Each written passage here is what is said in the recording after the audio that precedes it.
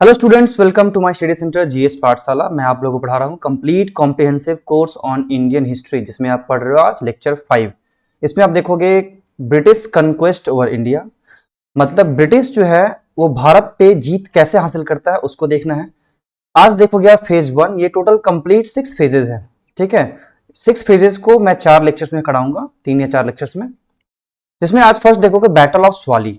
ये battle of Swally कहाँ पे है, स्वाली कहाँ पे है और किसके किसके बीच में बैटल होता है वो आपको देखना है।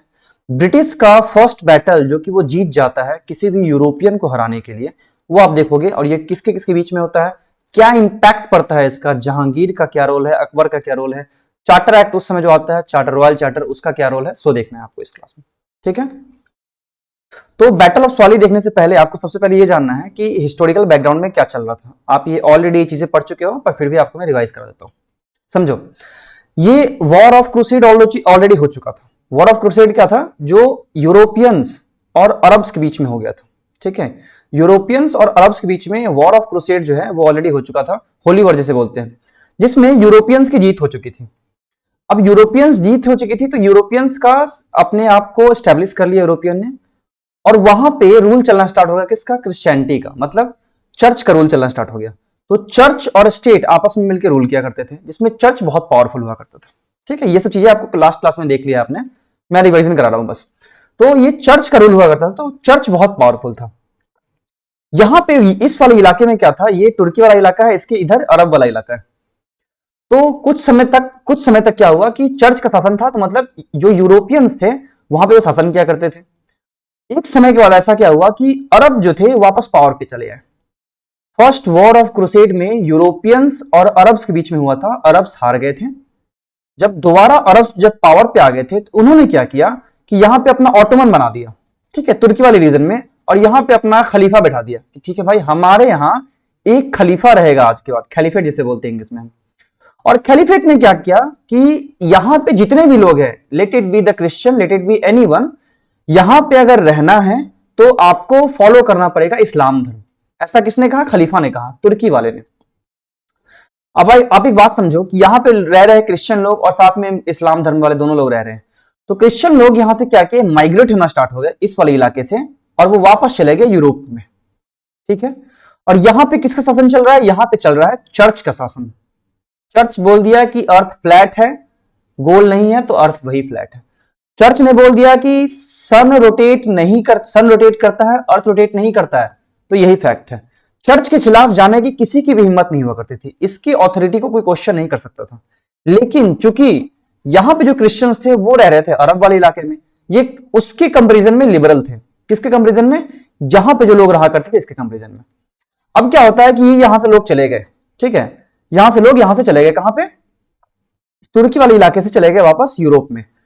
यहां पे जब वापस गए तो ये जो क्रिश्चियंस थे ना, इन्होंने क्या किया कि चर्च की ऑथोरिटी पे क्वेश्चन पूछ दिया कि भाई तुम एक बात बताओ, तुमने कह दिया कि ये हमारा अर्थ है, तो अर्थ हमारा फ्लैट है, प्रूफ कैसे करोगे तुम गलत भी तो हो सकते हो।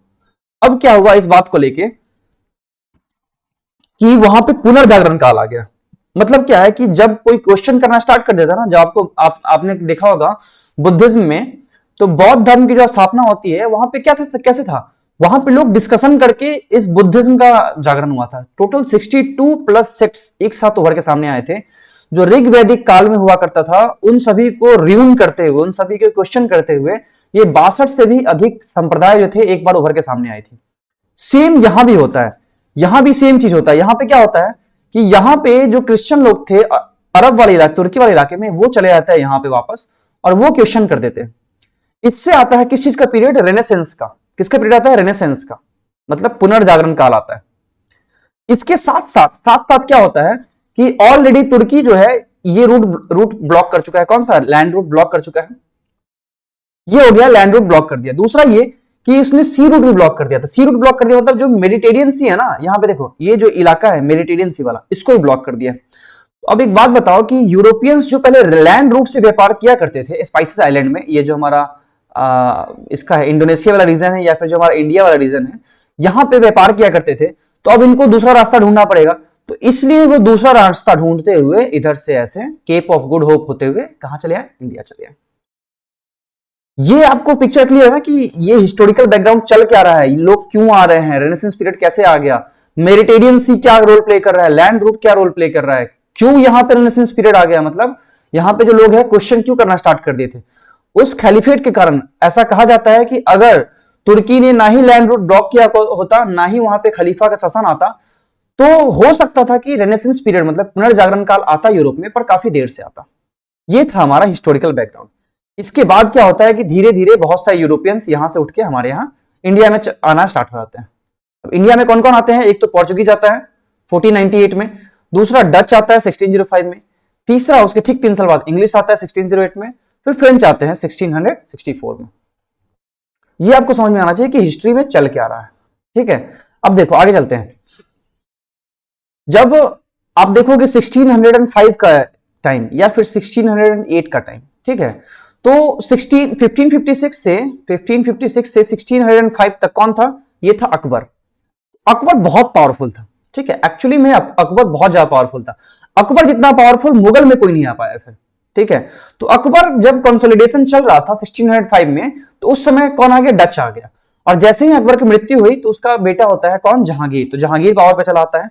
तो जहांगीर के समय भी कंसोलिडेशन चल ही रहा होता है, मुगल का कंसोलिडेशन चल रहा होता है उस समय भी। तो जब ब्रिटिश ईस्ट इंडिया कंपनी आती है इंडिया में, उस समय यहां पे मुगल के गद्दी पे कौन बैठा होता है, जहांगीर बैठा होता है। अब समझो, जब एक साइड के ऊपर जहांगीर यहां बैठा हुआ है, मुगल का एक्सपेंशन चल रहा है, मतलब मुगल अपना पीक पे चल रहा है और भी ज्यादा फैलाव चल रहा है उसका, ठीक है, क्योंकि अभी भी तो उसकी मौत हुई थी अकबर की। दूसरा समझो, इसी के शासनकाल में दो नए यूरोपियंस चले आते हैं, एक 1605 में, एक 1608 में। डच आता है और इंग्लिश आता है। पोर्चुगीज तो ऑलरेडी 100 साल से रह रहा है ना यहाँ पे। 1608 में आता है कौन, 1608 में आता है हमारा ब्रिटिश, और 1498 में कौन आता है, पोर्चुगीज। तो लगभग 100 साल से ही रह रहा है यहाँ पे पुर्तगाल लोग। तो मर्केंटलिज्म फेज चलता है एक साथ, उसी के साथ साथ, मतलब जब मुगल का कंसोलिडेशन चल रहा होता है, लोग आपस में वहां पे क्या कर रहे हैं, मुगल का फैलाव कर रहे हैं पूरे इंडिया में ऐसे चल के, ठीक है, पूरे इंडिया में ऐसे फैल रहे हैं मुगल अंपायर। उसी समय ब्रिटिश लोग और डच लोग व्यापार भी कर रहे हैं, उसी समय की बात है। तीसरा चीज क्या चल रहा होता है, तीसरा चीज चल रहा होता है, जो भी छोटी छोटी रियासतें हैं ना, वो लोग कह रहे होते हैं कि जहां पना तो सिगरेट हो, तोहफो कबूल करो, हम तुम्हारे अधीन हैं, तुम जो बोलोगे वही मैं करूंगा, क्योंकि बहुत पावरफुल थे मुगल, ठीक है। तो सबमिशन ऑफ रीजनल स्टेट चल रहा होता है। तो आप समझो, एक तरफ के ऊपर मुगल अंपायर फैल रहा है, दूसरा छोटी छोटी रियासतें जो है वो अपने आप को सबमिट कर रही है, तीसरा मर्केंटलिज्म फेस चल रहा है। मतलब क्या है कि जो पुर्तगाल लोग थे, डच लोग थे और इंग्लिश लोग थे, वो लोग आपस में व्यापार कर रहे हैं, ठीक है, वो पूरे इंडिया में व्यापार को फैलाना स्टार्ट कर रहे हैं, ठीक है। यहां तक ये आपको क्लियर है कि एंट्री ऑफ यूरोपियंस में क्या क्या चल रहा है एक साथ इंडिया में, ये तीन चीज चल रहा था उस टाइम इंडिया में। अब देखो, जब आप देखोगे इस फेज को, तो पोर्चुगीज जो थे, पुर्तगाल लोग जो थे, ऑलरेडी 100 साल से रह रहे हैं। अब वो ऑलरेडी 100 साल से रह रहे हैं यहाँ पे, 1498 से 1608 तक में 100 साल लगभग हो गया है। वो अपना बेस बहुत सारा जगह बना लिए। अब कहां कहां बेस बनाया है सो समझो। ये कोच्चि में बना लिए हैं, ये कोच्चि के बाद कालीकट में बना लिए हैं, फिर अंजेडीवा न्यू मैंगलोर वाला इलाका में, बैंगलोर वाले में, फिर गोवा में बना लिए हैं, फिर बसीन में बना लिए हैं, फिर यहाँ पे दीव में बना लिए। उसके बाद देखो, ये जो सूरत है ना, यहां भी बना चुके हैं ये फोर्ट अपना, यहाँ पे उनका फैक्ट्री, ठीक है। फिर बालासोर जो हमारा उड़ीसा वाला इलाका है वहां पे, फिर हुगली बंगाल वाला इलाका, इन सभी जगह ऑलरेडी पुर्तगाल का बेस बन चुका है। नए नए आते हैं कौन, डच आते हैं, तो वो क्या करते हैं, ये बना लेते हैं मसूलीपट्टनम में, इसी को हम मछलीपट्टनम बोलते हैं, ये है आंध्र प्रदेश वाले इलाका में, और दूसरा बनाते हैं सूरत में। तो अब समझने की कोशिश करो, एक सूरत में ऑलरेडी बन चुका है, दूसरा इसने डच ने बना लिया, तो भाई कंफ्लिक्ट तो होगा।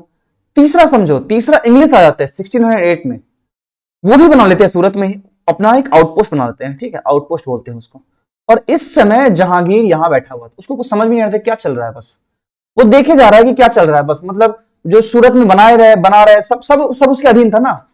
अब समझो, गुजरात उसके अधीन था, क्यों, क्योंकि अकबर ऑलरेडी जीत चुका था, अकबर ऑलरेडी गुजरात जीत चुका था और गुजरात उसके अधीन था, लेकिन फिर भी जहांगीर कुछ नहीं कर रहा है। अब जब एक साथ बहुत सारे कंपनीज वहां पे आएंगे, एस्टेब्लिश करेंगे, तो लाजमी सी बात है वहां पे कंफ्लिक्ट होगा। अभी कंफ्लिक्ट कैसे कैसे होता है सो समझो। एक तो पहली बात समझ में आना चाहिए कि ईस्ट इंडिया कंपनी क्यों आई थी, क्योंकि उसने क्या देखा था कि जो पुर्तगाल है वो लगभग 100 साल से वहां पे ये ट्रेडिंग कर रहे हैं, और इसी की वजह से ब्रिटिशर्स और उसके साथ बहुत सारे यूरोपियन जो थे वो सब इंस्पायर हो गए इसलिए वो चले आए। अब समझो फेज 1 में क्या होता है, आपको देखना है ईस्ट इंडिया कंपनी का फेज 1, क्योंकि आप समझो ईस्ट इंडिया कंपनी को खत्म करना है। किसको किसको खत्म करेगा? एक तो पोर्चुगीज को खत्म करेगा, पुर्तगाल को, दूसरा खत्म करेगा वो फ्रेंच को, तीसरा खत्म करेगा डच को। जो मेन इंपॉर्टेंट यूरोपियंस थे इन सबको खत्म करेगा। तो पुर्तगाल को खत्म करेगा, उसके बाद फ्रेंच को खत्म करेगा, फिर डच को खत्म करेगा। तो पुर्तगाल को खत्म करेगा हमारा इसके स्वाली की लड़ाई से, फ्रेंच को खत्म करेगा कर्नाटिक वार से, और डच को खत्म करेगा जो हमारे 1759 में एक लड़ाई होगी, ठीक है, ये बंगाल में होता है, इससे खत्म कर देगा। तो इस फेज को आप तीनों को अच्छे से समझना है कि हो क्या रहा है। अब समझो एक बात कि इंडिया और इंडोनेशिया जो था ना उस समय, कहानी कैसे स्टार्ट होती है कि इंडिया और इंडोनेशिया को वेस्टर्न वर्ल्ड में, वेस्टर्न वर्ल्ड मतलब कौन सा, यूरोप वाले इलाके में, इंडिया और इंडोनेशिया को उस समय स्पाइसेस आइलैंड कहा जाता था। ये जो दोनों इलाका है ना, इंडिया और इंडोनेशिया, ये जो इलाका है इंडिया इंडोनेशिया, दोनों को स्पाइसेस आइलैंड कहा जाता था। अब इसकी वजह से क्या था कि इंडिया इंडोनेशिया पे उनका फोकस था कि भाई हमें जाना है वहां पे व्यापार करना है। किसको करना है व्यापार? जो वेस्टर्न वाले इलाके के लोग थे उनको आके यहां पे व्यापार करना है। अब समझो स्टोरी क्या चलती है, बात है 1559 की, सॉरी 1599 की बात है। कुछ बिजनेसमैन थे, ठीक है, से फॉर एग्जांपल कुछ बिजनेसमैन मिल गए। ये बिजनेसमैन मिलके एक क्या कर दिए, एक ग्रुप बना दिए, और इस ग्रुप का क्या नाम रख दिए, मर्चेंट एडवेंचर्स, या फिर ईस्ट इंडिया कंपनी, या फिर इसी को जॉन कंपनी कहते हैं। क्या कहते हैं? मर्चेंट एडवेंचर, या फिर इसी को ईस्ट इंडिया कंपनी, या फिर इसी को जॉन कंपनी कहते हैं। और ये जो ग्रुप है, जो मर्चेंट एडवेंचर्स है या फिर ईस्ट इंडिया कंपनी है, ये चले गए ब्रिटिश के मोनार्क के पास। जो ब्रिटेन का उस समय जो मोनार्क हुआ करता था ना, मोनार्क मतलब जो सबसे सुप्रीम पावर उस समय हुआ करता था, तो सुप्रीम पावर उस समय कौन था वहां पे? उस समय का था क्वीन एलिजाबेथ। क्या नाम था? Queen Elizabeth first. ये यहां पे क्यों चले गए थे? ताकि हमें आप दे दो ट्रेड करने के राइट्स, हम जाएंगे अपने ईस्टर्न साइड में, मतलब वेस्ट जो इलाका है, ये जो वेस्ट है इनका साइड, इनका जो वेस्टर्न इलाका है, यहां पे यूरोप है ना, हमें आप दे दो कि हम ईस्टर्न साइड जाकर व्यापार कर सकें। इसलिए कहां चले जाते हैं? ये क्वीन एलिजाबेथ के पास चले जाते हैं। अब एक बात समझो, जब यहां पे 1599 की बात है ना, अकबर पावर पे कब से कब तक था? 1556 से लेके 1605 तक, ठीक है, ये इसकी बीच की बात है 1599। तो जब 1599 में ये जब ग्रुप फॉर्म हुआ था ना, तो उस समय भारत की गद्दी पे कौन था? अकबर था, ठीक है, अकबर था। अकबर को उस समय, इंटरेस्टिंग फैक्ट क्या है, अकबर को उस समय इंग्लैंड में भी लोग जानते थे। अकबर को उस समय इंग्लैंड में भी लोग जानते थे। अब उसके पीछे भी दो थ्योरी, एक थ्योरी ये कहती है कि यहाँ पे पर्सियन ट्रेडर्स आया करते थे इंडिया में, जो ईरान वाले इलाके के जो ट्रेडर्स आया करते थे, जो मर्चेंट लोग थे वो आया करते थे, उन्होंने लिखा था। या फिर दूसरा, जो बहुत सारे फॉरेन ट्रेवलर्स आया करते थे मेडिवल एज में, उन्होंने भी अकबर के बारे में लिखा था। इसलिए इंग्लैंड में अकबर के बारे में जानकारी थी उस समय जब ये मर्चेंट एडवेंचर्स का फॉर्मेशन हुआ था। यहां तक क्लियर है? तो वो चले आते हैं कहां पे? क्वीन एलिजाबेथ के पास, ठीक है, क्वीन एलिजाबेथ के पास चले आते हैं यहां पे। और क्वीन एलिजाबेथ क्या कहती है कि ठीक है, मैं तुम्हें परमिट दे देती हूं 9 साल के लिए, इसे मैं बाद में रिवाइज करूंगी कि तुम्हारे पास मोनोपोली रहेगी या नहीं रहेगी, या टर्म्स एंड कंडीशंस जो भी है मैं सब रिवाइज करूंगी। कितने साल के लिए? 9 साल के लिए दे दी। और किस लिए दी? कि तुम आज के बाद यहां पे ये जो ईस्टर्न साइड इलाका है ना, केप ऑफ गुड होप, ये हमारा केप ऑफ गुड होप है, ठीक है, केप ऑफ गुड होप के ईस्टर्न साइड में जितना भी इलाका है तुम वहां पे जाके व्यापार कर सकते हो, ठीक है, यहां तक। तो इसलिए उसको दे दिया गया ब्रिटिश ईस्ट इंडिया कंपनी को ये। अब बात हो गई कि भाई दे तो दिया गया परमिट, अब आगे क्या करना है? तो परमिट लेने के बाद इन्होंने क्या डिसाइड किया कि किसी एक को भेजते हैं, क्योंकि अब समय चेंज हो गया है, 1605 में अकबर की मृत्यु हो गई है, तो अब गद्दी पे कौन आ गया है? जहांगीर, ठीक है, जहांगीर पावर पे आ गया है। तो 1605 के बाद जहांगीर पावर पे आ गया है। तो उससे पहले याद रखना एक इंटरेस्टिंग फैक्ट कि जॉन मिल्डन हॉल नाम का एक व्यक्ति आता है लैंड रूट से, लैंड रूट समझ रहे हो, इस वाले इलाका से अपने आप को कैसे भी छुपा के लेके चला आता है इंडिया तक। लेकिन इसका रोल इंपॉर्टेंट इसलिए नहीं है क्योंकि इसने कोई कंट्रीब्यूशन नहीं किया है यहां पे, ठीक है, ना ही कोई व्यापार किया, ना ही कुछ और किया है, इसलिए जॉन मिल्डन हिल का नाम नहीं लेते हैं, मिल्डन हॉल का नाम। तो सबसे पहला जो मर्चेंट एडवेंचर्स भेजते हैं अपने एक इंसान को, अपने एक ऑफिशियल को, उसका नाम क्या था? William Hawkins. William Hawkins India में, से फॉर एग्जांपल ये हमारा इंडिया, तो इंडिया में इस वाले इलाका तक 1608 तक चला आता है। समहाउ 1609 तक वो सक्सीड कर जाता है कहां पे? सूरत तक जाने के लिए। और इसे इंडिया किस लिए भेजा जाता है कि ताकि तुम जाओ और हमें यहां तो ट्रेड परमिट मिल गया है, एलिजाबेथ ने ट्रेड परमिट दे दिया कि ठीक है जा तुम व्यापार करो, लेकिन इंडिया में व्यापार करने के तो हमें ट्रेड परमिट चाहिए होगा ना। तो वो कौन देगा, वो देगा वहां का मुगल एम्परर। और मुगल एम्परर कौन था, तो जहांगीर था। तो विलियम हॉकिंस को भेजा गया था कि तुम जाओ और जहांगीर से नेगोशिएट करके आओ ट्रेड परमिट के लिए। अब ये समझो कि ये यहां जहांगीर बैठा हुआ है यहां पे राजगद्दी पे। जैसे ही विलियम हॉकिंस यहां पहुंचता है ना, जैसे विलियम हॉकिंस यहां पहुंचता है, ये देखता है कि अरे यहां तो आसपास में इसके बहुत सारे पोर्चुगीज बैठे हुए हैं जो पुर्तगाल लोगों में बैठे हुए हैं। अब आप समझो पुर्तगाली क्यों बैठे हुए वहां पे, क्योंकि मैंने आपको लास्ट क्लास में ही बताया था कि पोर्चुगीज का अकबर के साथ और जहांगीर के साथ, दोनों के साथ अच्छा रिलेशन चलता था। ठीक है, तो भाई दोनों के साथ जब अच्छा रिलेशन चलेगा तो ये अपनी पट्टी पड़ा करते थे इसको, पुर्तगाली जो थे। ठीक है, आपको हम ये दे देंगे वो दे देंगे, बहुत सारी चीजें।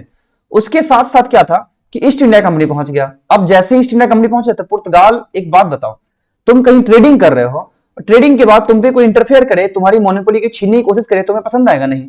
तो पुर्तगाल लोगों को भी ये चीज पसंद नहीं आई। उसने क्या किया कि जहांगीर को कहा कि नहीं राजा साहब, अगर आप ऐसा करते हो तो आपको ये नुकसान होगा, वो नुकसान, बहुत सारी चीजें बता दी। इसलिए ये क्या किया, जहांगीर ने मना कर दिया कि भाई ठीक है मैं तुम्हें ट्रेड परमिट नहीं देता हूं। Jahangir refuse to give them the trade permit.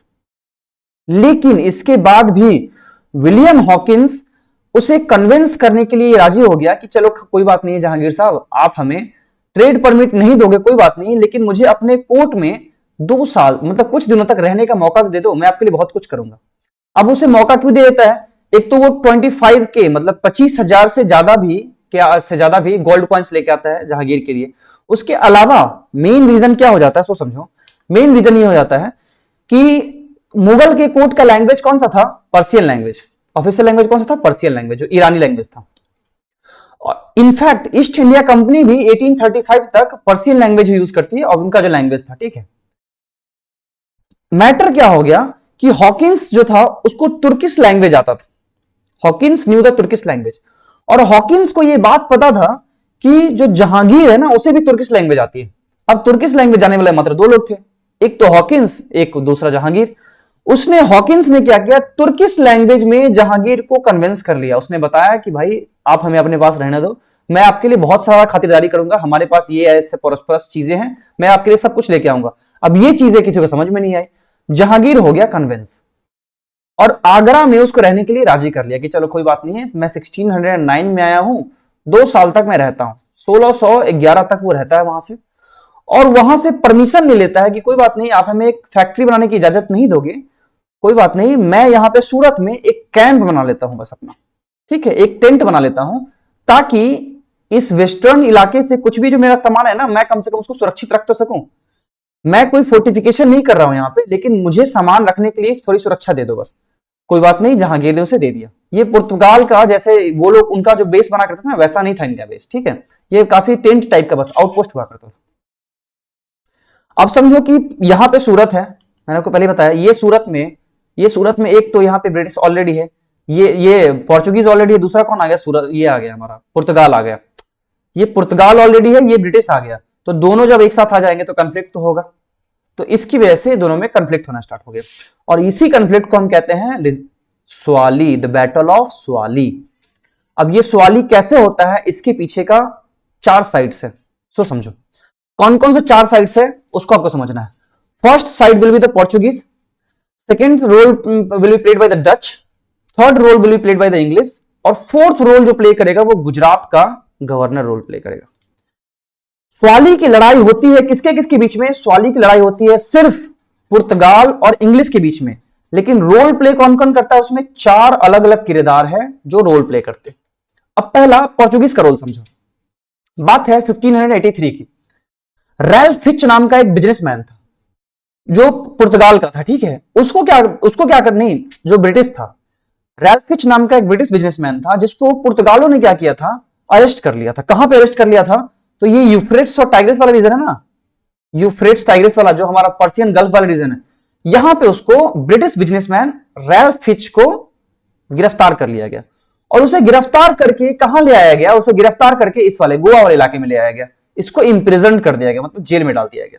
किसने डाल दिया, पुर्तगालियों ने, पोर्चुगीज ने ब्रिटिश बिजनेसमैन को जेल में डाल दिया यहां पे। समहाउ, कैसे भी करके वो यहां से भागने के लिए, मतलब भागने में सक्षम हो सका। वो वहां से भाग जाता है 1590, वहां से भाग जाता है कैसे भी। 1590 तक वो पूरे इंडिया में घूमता है ऐसे ऐसे, ठीक है, पूरे इंडिया में घूमता है और सब कुछ पता लगाता है कि पुर्तगाल जो है, पोर्चुगीज जो है, वो कैसे बिजनेस करते हैं, सब कुछ। उसके बाद 1591 में वो चला जाता है कहां पे, इस वाले इलाका में। ये कौन सा इलाका है, यूरोप वाला इलाका। वहां पे जाके VVI, very very important information जाता है, किसको देता है, जो वहां पे यूरोपियंस होते हैं उनको देता है कि भाई देखो यहाँ पे जो पुर्तगाल लोग हैं वो लोग तो बहुत अच्छे ट्रेडिंग कर रहे हैं, उनके जितने भी ट्रेडिंग के पैटर्न है वो सब बता दिया वहां पे जाके। इससे क्या हो गया कि वो लोग वहां पे इंस्पायर हो गए। कब की बात है, 1591 की बात है। अब देखो दूसरा रोल प्ले करता है डच। फर्स्ट थिंग क्लियर है, पोर्चुगीज वाला रैल्फ फिच जो बिजनेसमैन था। दूसरा आता है डच। उसी समय जब ये रैल्फ फिच को अरेस्ट किया गया था पोर्चुगीज द्वारा, उसी समय 1583 में एक डच प्रीस्ट आता है। एक्चुअली ये जेस्यूट था, ठीक है, जेस्यूट था। जेस्यूट मतलब होता है जो क्रिश्चियनिटी का फैलावा करने आते हैं। तो ये डच प्रीस्ट आया, उसका नाम था येन यूयेन वैन लिकोस्टन। क्या नाम था, येन यूयेन वैन लिकोस्टन। अब ये किस लिए आता है, ये एक्चुअली आता है क्रिश्चियनिटी का फैलावा करने के लिए। मैं आपको नाम इसलिए बता रहा हूं क्योंकि एग्जाम्स में पूछते हैं, एग्जाम्स में आपसे पूछे जाएंगे कि भाई साहब एक बात बताओ कि इसमें से कौन कौन से यूरोपियंस या कौन कौन से फॉरेन ट्रेडर्स या फॉरेन प्रीस्ट या फॉरेन जो भी है फॉरेनर्स इंडिया में आ चुके हैं, कौन कौन से नहीं आए, ठीक है। तो आपको इसलिए नाम याद रखना है। तो ये आता है एक्चुअली गोवा में क्रिश्चियनिटी के फैलावा करने के लिए, लेकिन मोर ऑफ ए स्पाई रहता है। वो स्पाई मतलब जासूस रहता है। इसने क्रिश्चियनिटी का फैलावा कम किया, इसने एक बुक लिख दिया, एक इंपॉर्टेंट बुक लिख दिया। उस बुक में क्या लिखा, जितने भी पुर्तगाल के बेस हुआ करते थे ना इंडिया में, कौन कौन से बेस, ये यहाँ पे दीप वाला, ये बेसिन वाला, गोवा, अंजेडीवा, कोच्चिन, कालीकट, ये बालासोर, ये हुगली, जितने भी बेस हुआ करते थे उसके बारे में चर्चा कर दिया। कौन, ये जो येन यूयेन वैन लिकोस्टन है। उसके बाद पुर्तगाल जो है, जो पोर्चुगीज लोग हैं, वो ट्रेड कैसे किया करते हैं इंडिया में, उसके बारे में लिखा। इवन उसने गोवा के ज्योग्राफिकल कंडीशंस के बारे में भी लिख दिया। इतना कुछ जानकारी लिखने का इंपैक्ट बहुत बड़ा पड़ गया। अब इंपैक्ट क्या पड़ता है सो समझो। ये जो बुक लिख दिया ना, ये बुक बहुत फेमस हो गया। यूरोप के बहुत सारे कंट्रीज में बुक फेमस हो गया। कहां का फेमस हो गया सो समझो। एक तो इंग्लैंड में फेमस हो गया, हॉलैंड जैसे बहुत सारे अलग अलग देश में फेमस हो गया। एक्चुअली में ये एक प्राइम रीजन है जिसकी वजह से, इस बुक की वजह से डच ईस्ट इंडिया कंपनी का फॉर्मेशन होता है डच में। याद रखिएगा, डच ईस्ट इंडिया कंपनी का फॉर्मेशन डच में होता है। उसका प्राइम रीजन यही था कि येन यूयेन वैन लिकोस्टन ने एक बुक लिख दिया था।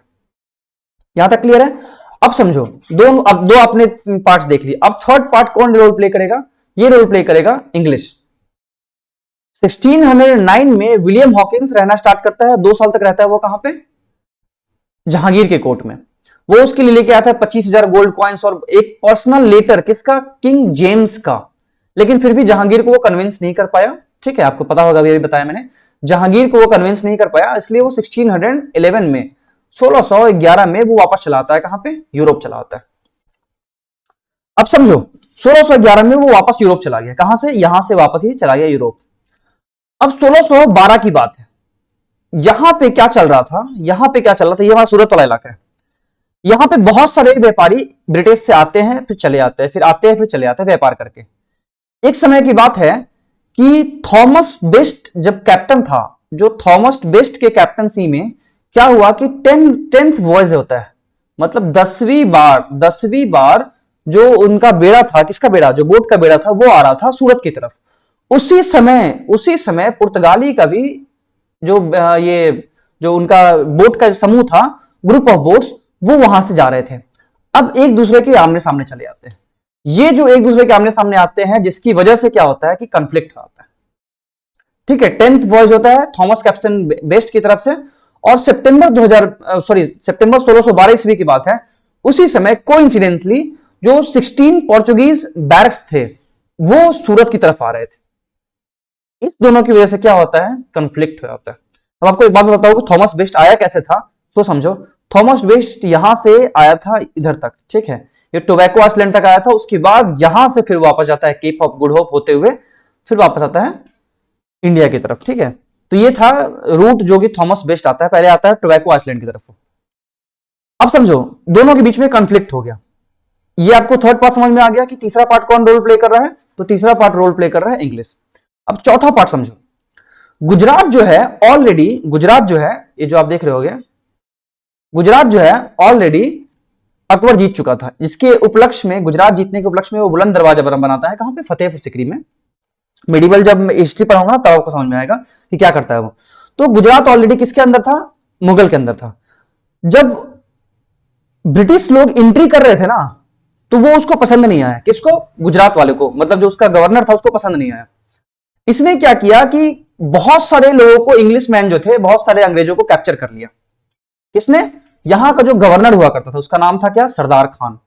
गुजरात का गवर्नर ने क्या किया, बहुत सारे अंग्रेजों को कैप्चर करके रख लिया अपने पास। तो भाई एक बात बताओ, तुम्हारे इंसान को, तुम्हारे वर्कर्स को, तुम्हारे ऑफिशियल्स को, तुम्हारे लोग को अगर कोई कैप्चर करके रखे तुम्हें अच्छा लगेगा, नहीं लगेगा। इंग्लिश जो थे उस समय पावरफुल थोड़े हो गए थे, कैप्टन थॉमस बेस्ट के कैप्टनसी में वो थोड़े पावरफुल हो गए थे। अब ब्रिटिश का लड़ाई एक्चुअली था पोर्चुगीज के साथ, लेकिन उसका हेल्प करने के लिए सरदार खान चला आता है, ठीक है। मतलब बेसिकली इंग्लिश की लड़ाई पोर्चुगीज के साथ थी, पर पोर्चुगीज का हेल्प करने के लिए कौन आता है, सरदार खान चला आता है। इसीलिए ये ट्राईपार्टीट बैटल आता है। ये बैटल एक्चुअली होता है सूरत के पास में एक सुवाली नाम का एक गांव है, SUALI, सुवाली। पर चूंकि यहां पे सुवाली वो बोल नहीं पाते हैं ब्रिटिशर्स, इसलिए उसका नाम रख दिया सुवाली, ठीक है। तो ये हो गया जनवरी 1613 की बात। जब जैसे ही ये ब्रिटिश जीत गया, जब इसके बीच में लड़ाई हो गई तो पोर्चुगीज और सरदार खान दोनों को हरा दिया। जीत हो गई किसकी, ब्रिटिश की। अब जैसे ही ब्रिटिश की जीत हो गई, इसको जहांगीर को तो समझ में नहीं आया कि ये क्या हो गया। जिस इंसान को मैंने अभी भी मना किया था देने के लिए भाई कि मैं तुम्हें कोई परमिट नहीं दूंगा, वो तो ऐसे युद्ध लड़के जीत जा रहा है। उसने क्या किया, जहांगीर ने क्या किया, बिना कुछ सोचे समझे, बिना कुछ पूछे, जहांगीर ने क्या किया, यहां से दिल्ली, ये जो आगरा वाला रीजन है, आगरा से इसको भाई दे दिया कि लो भाई मैं तुम्हें एक परमिट देता हूं कि आज के बाद तुम परमानेंट बेस बना सकते हो और तुम व्यापार भी कर सकते हो। तो 1613 ईस्वी में, 1613 में जो इंग्लिश लोग थे वो अपना एक परमानेंट बेस बनाते हैं, कहां पे, सूरत में। जहांगीर ऐसा क्यों करता है, क्योंकि वो डरा हुआ था। अब जहांगीर डरा हुआ क्यों था, क्योंकि जहांगीर जो था, जहांगीर समझो यहाँ पे आगरा वाले रीजन में रह रहा है, तो जहांगीर का शासन एक्चुअली चलाते थे उसका जो नूरजहां था ना, नूरजहां उसकी वाइफ थी। तो नूरजहां का भाई और उसका जो पिता था, नूरजहां का पिता और नूरजहां का भाई, वो दोनों मिलकर शासन चलाया करते थे, ठीक है। इदमादुद्दौला जो रहता है वो उसका बाप, एक था उसमें से मीर बख्शी, एक था वजीर आजम, ठीक है, वो वजीर था। तो दोनों मिलकर चलाया करते थे। और जहांगीर की तो कुछ हैसियत नहीं थी, उसके कोर्ट में ना ही उसको वेलकम किया जाता था, ना ही उसका सम्मान किया जाता था। तो वैसी उसकी हालत थी। शासन चला रहा था एक्चुअली नूरजहां का जो भाई था और नूरजहां का जो पिता था वो चला रहा था। तो जहांगीर भाई डर से, उसको समझ में नहीं आया कि क्या करना है, उसने दे दिया अपने लेटर एक कि लो भाई जो तुम है ब्रिटिश लोग, तुम अपना यहाँ सूरत में अपना बेस बनाओ, अपना तुम्हें जो करना है, तुम जैसे व्यापार करना है करो। इस इंग्लिश ने इस तरह पोर्चुगीज को खत्म कर दिया बैटल ऑफ स्वाली में। कब हुआ था बैटल ऑफ स्वाली, 1612 में। तो 1612 के बैटल ऑफ स्वाली ने सब चीज को खत्म कर दिया। अगले क्लास में आप देखोगे कि ब्रिटिशर्स ने खत्म कर दिया है पोर्चुगीज को। अगला नंबर आएगा फ्रेंच का, केक कटेगा सब में बटेगा। याद रखिएगा, एक एक करके सारे यूरोपियंस को खत्म किया जाएगा, एक एक करके जितने भी रियासतें हैं उन सभी को खत्म किया जाएगा। इवन जो एम्परर था, मुगल एम्परर, उसको भी खत्म किया जाएगा। किसके द्वारा, ब्रिटिश के द्वारा। उसके बाद आएगा ब्रिटिश का शासन, ठीक है। आज के लिए बस इतना ही, थैंक्स।